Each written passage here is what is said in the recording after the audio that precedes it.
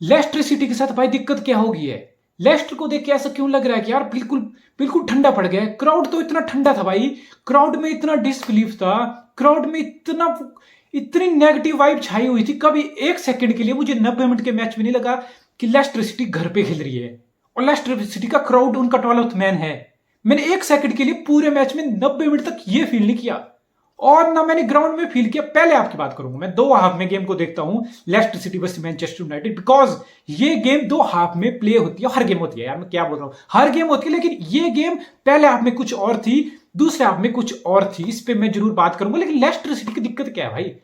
Leicester City का crowd इतना ठंडा और प्लेयर जो खेले ना, पहला 45 मिनट जो लेस्टर सिटी के प्लेयर खेले ना, ऐसा लग रहा है बिल्कुल ठंडा माहौल है भाई। ऐसा लग रहा है जो जैसे सुबह जो बंदे को ऑफिस जाना पड़ता है, उठ के नहा धो के तैयार होके, उठो जागो मुंह उठाओ चले जाओ, शाम को फिर आ जाओ, सो जाओ, फिर उठो फिर जाओ, ये रूटीन दिख रहा था भाई लेस्टर का। लेस्टर सिटी के प्लेयर के चेहरे पे ये चीज देख रही थी।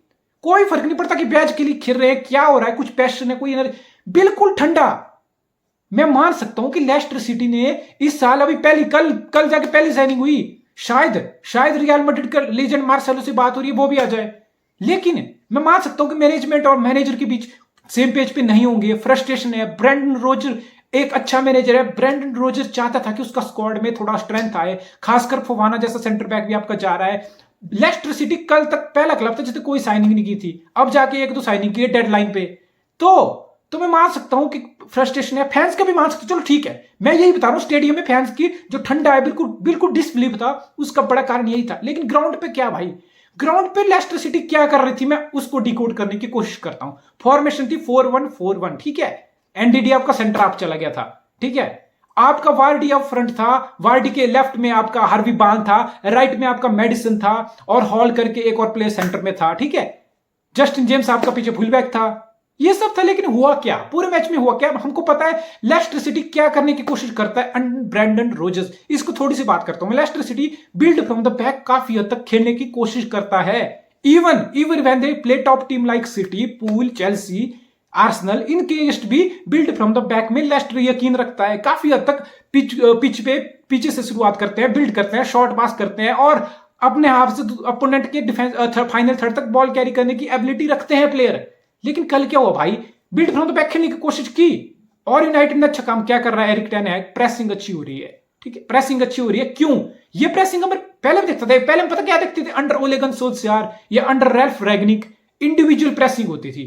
Collective pressing, team as a proper pressing team नहीं खेलती थी, जहां पे आपको मिडफील्ड में ब्रूनो भागता हुआ दिख जाएगा, जहां पे कभी कभी आपको फ्रेड लगे कि बहुत अग्रेशन के साथ प्रेस कर रहा है, बस एक दो प्लेयर से ज्यादा यूनाइटेड की कभी प्रेसिंग नहीं दिखी। But that is about to change and that is changing, और ये एक्सपेक्टेशन है भाई। एरिक टेन है के अंडर बिल्कुल आपका पासिंग, प्रेसिंग, हाई लाइन ये सिस्टम होगा। लेकिन इनमें से ना अभी हाई लाइन है, इनमें से ना अभी बिल्ड फ्रॉम द बैक है, इनमें से ना अभी पोजेशन वाली गेम यूनाइटेड की आई है। ये तीन एस्पेक्ट अभी एरिक टेन है के अंडर बिल्कुल नहीं आए हैं। लेकिन प्रेसिंग एक चीज है जो ऑलरेडी दिख रही है एरिक टेन है के under.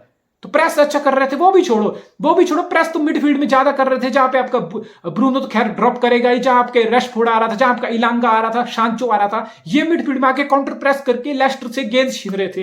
Lester build from back के चक्कर में रह गया। ठीक है, मानता हूं मैं तुम्हारी स्ट्रेटजी, तुम खेल रहे हो, आई रिस्पेक्ट दैट। लेकिन भाई ये बिल्ड फ्रॉम द बैक किस काम का, जब आप 45 मिनट तक, जब आप 45 मिनट तक अपने हाफ से गेंद निकाल के दूसरे हाफ तक, यूनाइटेड के हाफ तक नहीं ले पाए, लेकिन अटैकिंग फाइनल थर्ड तक एक बॉल भी नहीं आई। आधी गेंद तो हाफ तक नहीं पहुंची, बिकॉज वहां पे फ्रेड का प्रेस हो गया, वहां पे मैकटोन में प्रेस कर गया, वहां इलांगा और सांचो डीप ड्रॉप करके डीप जस्ट कर दिए लेस्टर के प्लेयर को, वहीं बॉल लूज होगी। ठीक है, चलो मान लो मैं 2-3-4 ओकेजन में अपने हाफ से लेस्टर ने बिल्ड फ्रॉम द बैक में बॉल कैरी करके यूनाइटेड के हाफ में ले गए, बस दैट्स इट। यूनाइटेड के हाफ तक ले गए, बस वहीं बात खत्म, वहीं पे आपका मालासिया आ गया, वहीं आपका डालो आ गया, वहीं पे वेरान ड्रॉप डीप कर रहा था, वहीं गेंद छिन रही थी भाई। फाइनल थर्ड तक तो गेंद ही नहीं गई पहले हाफ में, लेस्टर सिटी ने यूनाइटेड के फाइनल थर्ड तक गेंद ही नहीं पहुंचा पाया। अरे थूक है भाई, लानत है से बिल्ड फ्रॉम द बैक में, जहां आप अपोजिशन के फाइनल थर्ड तक बॉल कैरी नहीं कर पा रहे हो।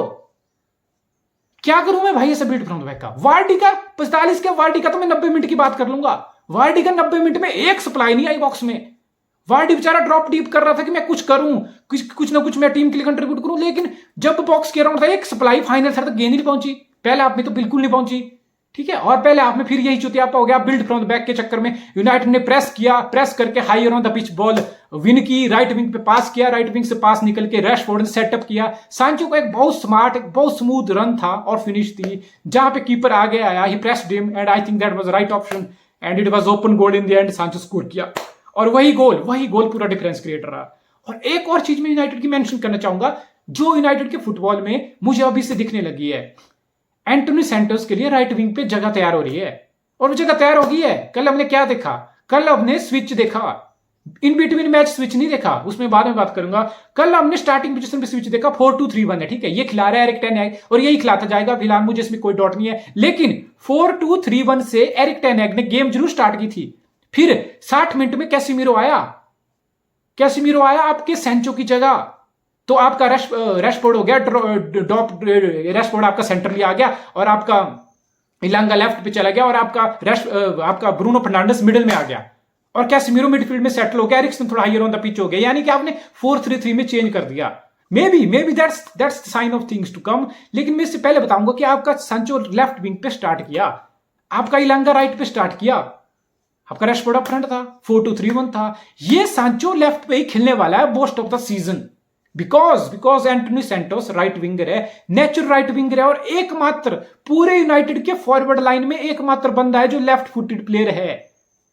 वर्सटैलिटी है ना, थोड़ा बहुत अटैक में बस स्पार्कनेस चाहिए, एक ऐसा बंदा चाहिए जो राइट पे वाइडर भी जा सके, कट आउट साइड कर सके, ओवरलैप कर सके या cut in side, cut back in side तो उसका स्ट्रेंथ है, दैट्स हिज सिग्नेचर एंटोनी का, कट बैक करके इन साइड में बॉक्स में पेनिट्रेशन करना उसको आता है। So that will be breath of fresh air for United attack. लेकिन सांचो लेफ्ट पे खेलने वाला है बहुत पूरा season most of the times. हाँ, इन बिटवीन मैच में रोटेशनल प्ले हो सकता है, पोजीशन स्वाइप हो, ये देखने को मिल सकता है, but for the timing I think सांचो लेफ्ट में खेलने वाला है और एंटोनी सैंटोस बहुत जल्दी अपना डेब्यू करने वाला है, ठीक है। That's the sign of thing to कम।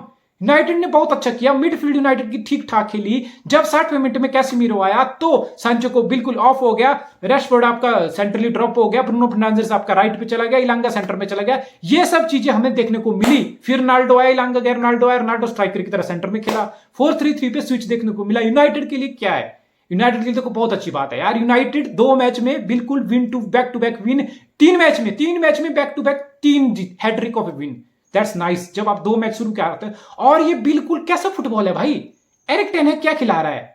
मैंने बोला ना, सिर्फ एक कंपोनेंट जो एरिक टेन हैग की फिलॉसफी का है वो देखने को मिल रहा है, दैट्स प्रेसिंग। बाकी कोई भी कंपोनेंट एरिक टेन हैग की गेम का यूनाइटेड में नहीं दिख रहा। बिल्ड फ्रॉम द बैक में शुरू के 2 मैच खेले, जहां यूनाइटेड बिल्कुल नंगा हो गया, एक्सपोज हो गया, तो बिल्ड फ्रॉम द बैक हो गया कट, पोजेशन वाली गेम होगी बिल्कुल कट। जब आप बिल्ड फ्रॉम द बैक नहीं करोगे, जब आपके पास इतनी ऑप्शन रहेंगी कि 5-5 मीटर पे आपके अपोनेंट हैं, क्लोज कर रहे हैं, आपके पास पास करने की ऑप्शन है, तो पोजेशन कैसे रहेगा। तो पोजेशन हो गया cut, build from the back हो गया कट, हाई लाइन भी बिल्कुल कट होगी, जहां पे आप देख सकते हो विरान और मार्टिनेज बहुत ज्यादा पीछे रहते हैं, एक प्रोटेक्ट करते हैं अपने फुल बैक को। हाँ, full back wider and higher on the pitch जा रहे हैं, इसमें कोई शक नहीं है, ठीक है।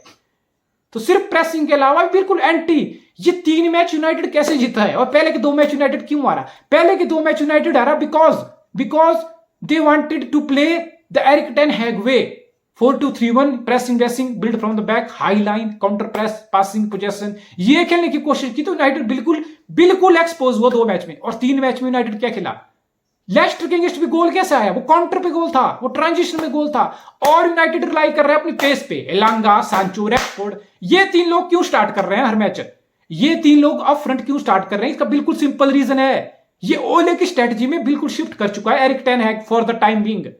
ये ओले वाली स्ट्रेटजी है, जहां पे काउंटर पे रिलाई करना है, जहां पे अप फ्रंट पेस पे रिलाई करना है। इसी पेस ने यूनाइटेड ने लिवरपूल को हराया, इसी पेस से यूनाइटेड ने लिवरपूल को हराया, याद रखो भाई लोग।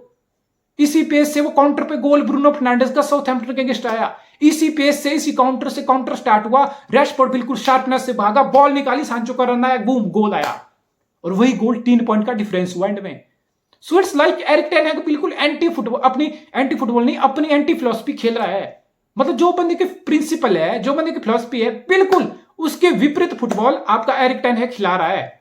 और यूनाइटेड के प्लेयर इस फुटबॉल को यूज टू हैं। ये ओले गन सोल्सजायर वाला फुटबॉल चल रहा है अभी 3 मैच से, डोंट गेट मी रॉन्ग, सिर्फ एक कंपोनेंट मैंने बताया ना, सिर्फ एक कंपोनेंट है इसमें जो एरिक टेन हैग वाला है, वो है आपका कलेक्टिव प्रेसिंग, जहां पे गेंद लूज होने पे हर बंदा प्रेस करता है यूनाइटेड का, काफी हद तक।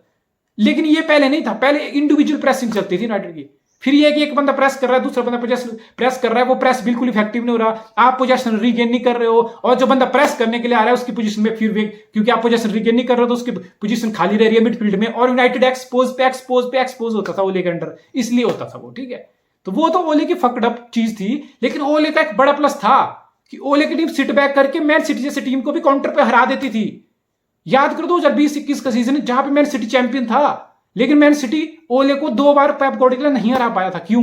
यही टैक्टिक्स, सिट बैक, डिफेंडिंग करो and hopefully you get bit lucky, आप लकी हो जाओ, आप डिफेंडिंग अच्छी करो, थिंग्स गो योर वे, बस काउंटर पे फिर हिट करो, फिर रैशफोर्ड से हिट करो, फिर सांचो से हिट करो, फिर इलांगा से हिट करो, मार्शियल से हिट करो, बस यही कर रहा है वो टेन हैग यही कर रहा है। इसी फॉरवर्ड लाइन के इसी पेस पे इसी शार्पनेस से 3 मैच जीत लिया एरिक टेन हैग ने। किसी को लग रहा होगा कि एरिक टेन हैग आ गया, he is doing his stuff, no, अभी वो अपना कोई स्टफ नहीं कर रहा, अभी वो सिर्फ इंप्रोवाइज कर रहा है, अभी वो सिर्फ एडजस्ट कर रहा है, और that's good sign, don't get me wrong. Pep Guardiola जैसे मैनेजर को भी विद टाइम एडजस्ट करना पड़ता है, हर बंदे को करना पड़ता है, और देखो चेंज ही परमानेंट होता है। मैं कोई ये नहीं बोल रहा कि एरिक टेन हैग की ये फिलॉसफी रहेगी, एरिक टेन हैग अपनी फिलॉसफी पे वापस आएगा अगले सीजन, इस सीजन के आगे जाके शायद हो सके फिर से एक ऐसा दौर है जब बिल्ड फ्रॉम द बैक में हो जाए, कुछ हद तक यूनाइटेड ट्राई करे, लेकिन ये दौर अगले सीजन पक्का आएगा जहां पे एक राइट बैक यूनाइटेड के पास आएगा, जहां पे यूनाइटेड के पास एक ऐसा कीपर आएगा जो अपने फीट पे अच्छा हो, जिसकी बॉल डिस्ट्रीब्यूशन अच्छा, जो बॉल डिस्ट्रीब्यूट कर सके, लॉन्ग पास पिक कर सके, शॉर्ट पास पिक कर सके, जिसको ओपोनेंट के प्रेस का, फ्रंट लाइन प्रेस को इतना प्रेशर नहीं होता क्योंकि उसकी फीट पे गेंद अच्छी हो। एडरसन टाइप, ये सब एलिसन, कुछ हद तक एलिसन भी है, Alisson type, Ederson type, Manuel Neuer type, ऐसा कीपर जो फीट पे अच्छा हो, ऐसा कीपर यूनाइटेड को लाना पड़ेगा। और लेस्टर सिटी की मैं एक और बात मेंशन करना चाहता हूं, लेस्टर सिटी ने पहले गेम तो पहला मैप तो मैंने बता दिया इतना ठंडा खेला, दूसरे हाफ में बिल्कुल स्पार्कनेस आई, शायद वो हाफ टाइम में ब्रेंडन रोजन ने डंडा किया, बात की, थोड़ा शर्म दिलाई उनको कि भाई क्या है तुम घर में खेल रहे हो, व्हाट आर यू डूइंग, ऐसा लग रहा है तुम जबरदस्ती ग्राउंड पे भेज दे और जाओ खेलो भाई, खेलो, ये तुम्हारा जॉब है, तुम्हें 90 मिनट खेलना पड़ेगा। सेकंड हाफ में दिखा, सेकंड हाफ में हार्वी बार्न्स की शार्पनेस लेफ्ट विंग पे दिखी, राइट विंग पे मेडिसन की शार्पनेस देखी, एक फ्री किक आई, एक बॉक्स में क्रॉस आया जो बहुत एवंस के बहुत क्लोज था, he could have put that in, 2-3 chance create हुए, फिर लगा कि नहीं स्पार्कनेस आई, थोड़ा क्राउड ने फिर चीयर अप किया।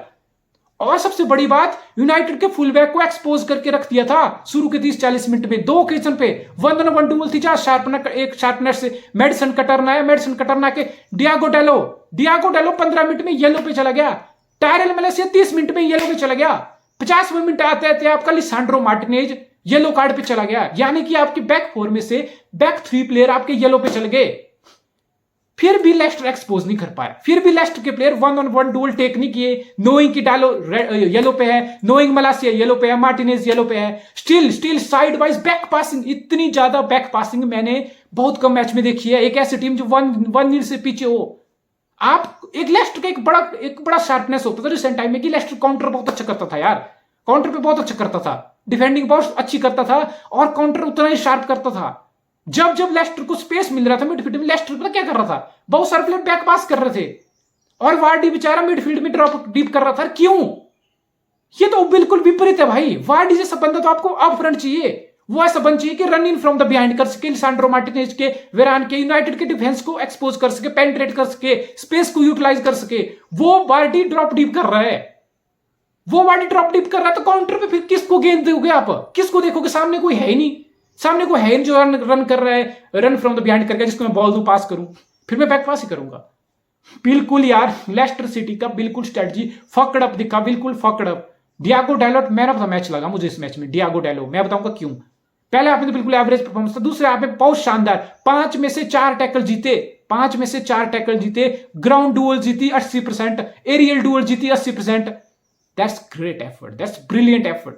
Diego Dalot build from the back में कुछ हद तक खेल पाता है, कुछ मूवमेंट में बॉल कैरी कर पाता है मिडफील्ड तक, लेकिन वो क्वालिटी अभी नहीं है जो यूनाइटेड को चाहिए, और वो क्वालिटी फ्यूचर में चेंज होगी जब यूनाइटेड को एक फुल बैक साइन करना पड़ेगा, जब यूनाइटेड को कीपर लाना पड़ेगा। लेकिन हैरी मैग्वायर की स्थिति कहां है? हैरी मैग्वायर की बेस्ट पोजीशन एरिक टेन को मिल गई है और वो बेंच पे है भाई, उसका वर्ल्ड कप उसको मतलब नहीं, एरिक टेन को कोई मतलब नहीं।